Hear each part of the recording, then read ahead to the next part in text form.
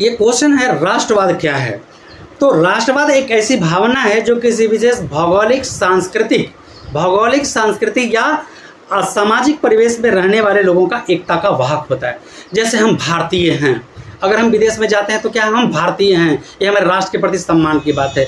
अगर हम जाते हैं बिहार से बाहर जाते हैं तो हम बिहारी हैं, इसमें नाम पर एक हो जाते हैं। हम शाहपुर से जाते हैं बाहर तो गांव के नाम के लोग, भाई हम एक शाहपुर के लोग। तो इस तरह से अपने देश के प्रति, अपने राज्य के प्रति, अपने गांव के प्रति नहीं, तो यहाँ देश से, क्योंकि राष्ट्र है, गांववाद नहीं है, क्षेत्रीयवाद नहीं है, मतलब कि प्रदेशवाद नहीं है, ये राष्ट्रवाद है।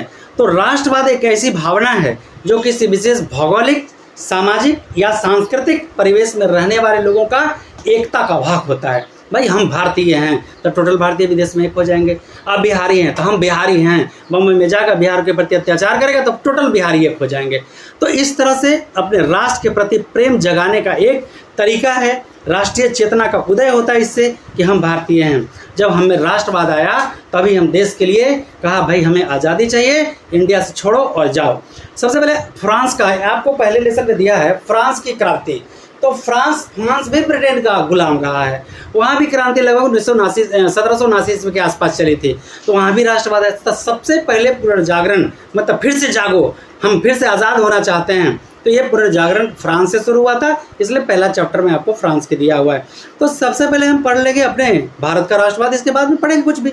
तो राष्ट्रवाद क्या है? राष्ट्रवाद एक ऐसी भावना है जो किसी विशेष भौगोलिक, सांस्कृतिक या सामाजिक परिवेश में रहने वाले लोगों को एकता का वाहक होता है।